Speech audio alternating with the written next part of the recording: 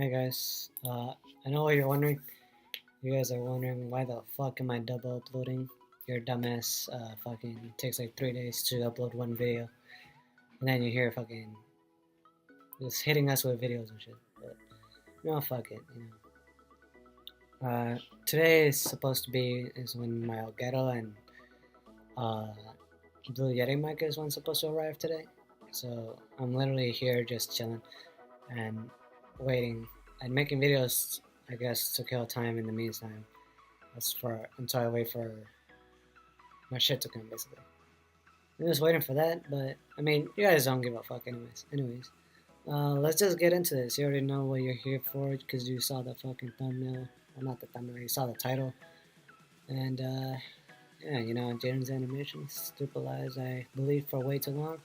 And let's see, because I want to see what lies they told him and see if I can relate. Mm, mm, mm. Well, would you look at that? The first video I'm posting in 2017. In a year, we can look back at this video and say, we had no idea what we had coming. So another year has passed, which means we're all 1 year older, which means we're growing as people, yeah, this is a stretch. I didn't have a transition. As a youngster, I was prone to believing people pretty much unconditionally, as with most children. I just had too much trust for my own good. Like, oh, why would anyone have any reason to lie to me? Yeah. The world is full of nothing but nice people and purity. Of course, I've grown out of that mentality and am a lot more cautious, but for a while, yeah, dude, that I don't like that. Whenever people would tell me something, I would always like be skeptical about it, even if it was like true. But eventually I like learned that something is true and something is wrong and all that stuff like that. So yeah, you just learn that what most people say is bullshit. So there you go. of the craziest ones. And also just letting you know, I was like younger than 7 in all of these stories. Don't worry, I didn't just find out these things aren't true like a couple months ago or anything. True. When I was in 1st grade, for some reason my mom told me aluminum foil is poison and if I ever bit it, I'd die.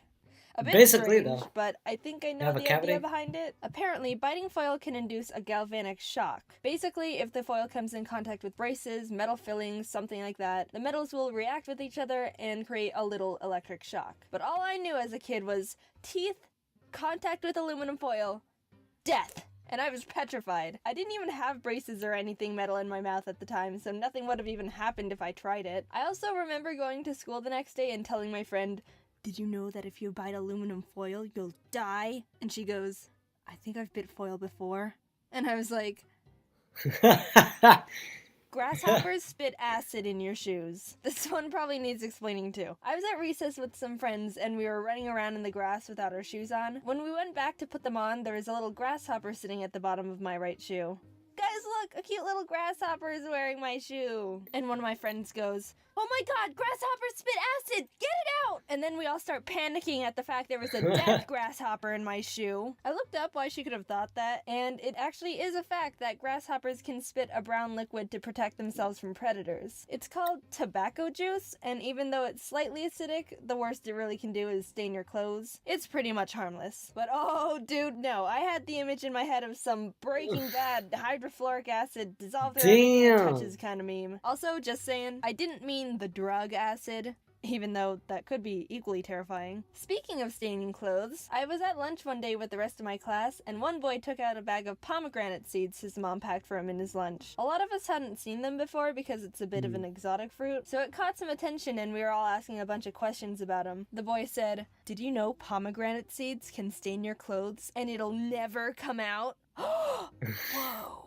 That must be one powerful fruit. It never comes out. Never, ever, forever? Not even with the power of OxiClean Laundry Stain Remover. It gets the tough stains out. And then we watched the kid eat a bag of pomegranate seeds sitting sideways with the seeds on the space next to him because he didn't want to spill them on himself. Looking back, it was definitely just his mom exaggerating because she didn't want to have to deal with the stains in laundry. A sly parenting trick if I do say so myself. It's weird to think she's out there somewhere and she doesn't even realize she accidentally taught me that listened to. This one's actually kind of common to believe, and I think a lot of people have been passing this myth around for a long time. Sitting too close to the TV is bad for your eyes. I did research on this one as well, and even though it might seem like it could be true, there's apparently no actual evidence that sitting in front of the TV is damaging to your eyes. But oh, little old Jaden believed it, and you know what I did with that information? Stand directly in front of the TV. Okay. Yeah, for some reason when I was younger, I really wanted glasses. I don't know where that came from, I just liked the look of glasses and wanted them. So when no one was looking, I would go up to the TV screen and stare at it, like 1 inch away from my face. This'll get me glasses. But it didn't work, obviously. I actually have really good eyesight. Maybe standing too close to the TV will improve your vision. But yeah, I'm glad my eyesight sabotage plan didn't work, because having glasses just seems like a hassle and inconvenience. Tip of the hat to anyone out there with glasses or contacts, or even glass eyes that are annoyed by them. Wish you the best. We people without those things forget how good we have it. This one's a bit related because it's about eyeballs again. If you try to use your eyes to look back into your head at your brain, they'll get stuck and you'll be blind forever. What? It's a bit of a spin-off of the other eyeball myth of if you cross your eyes too much, What? they'll get stuck like that. I never believed that one, but I believe this brain one. A friend told me once that if you tried to look at the back of your head with your eyes, you might be able to see your brain, and we spent the whole day trying to do it. Then, when I went home, I asked my mom about it, and she said,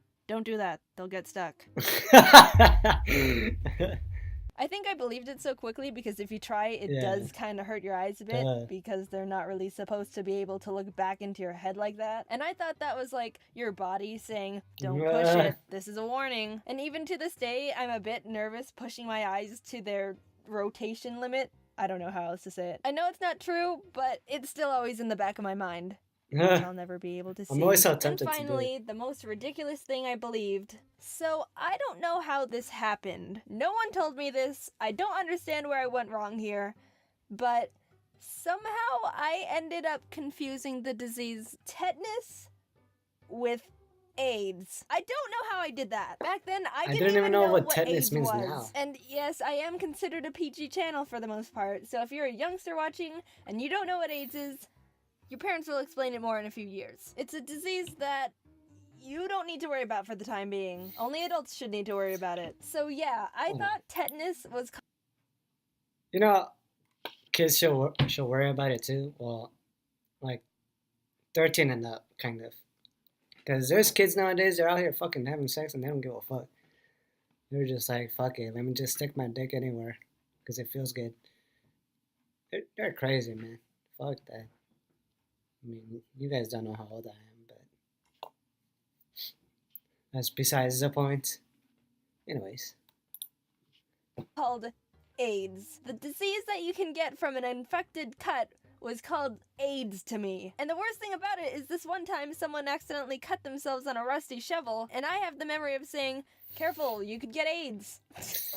What? Why? How did this happen to me? I don't understand what went wrong. How do I mix those two things up? But whatever. I know the difference now, and that's all that matters. But I do sometimes mix up saying tetanus and Tetris. Careful, you could get Tetris.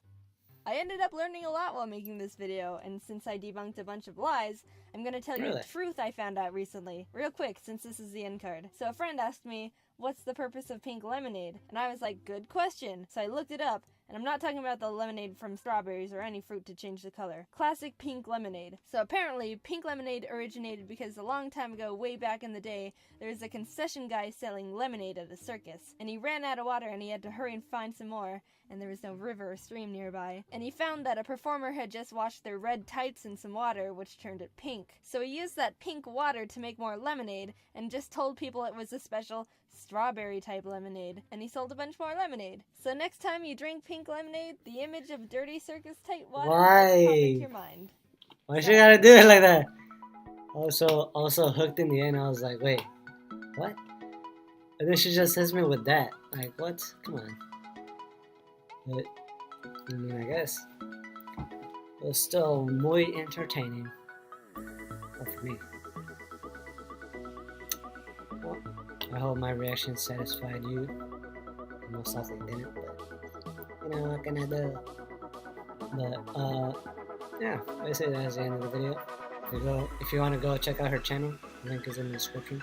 Like always, I always keep everyone's channel links and the original video in the description.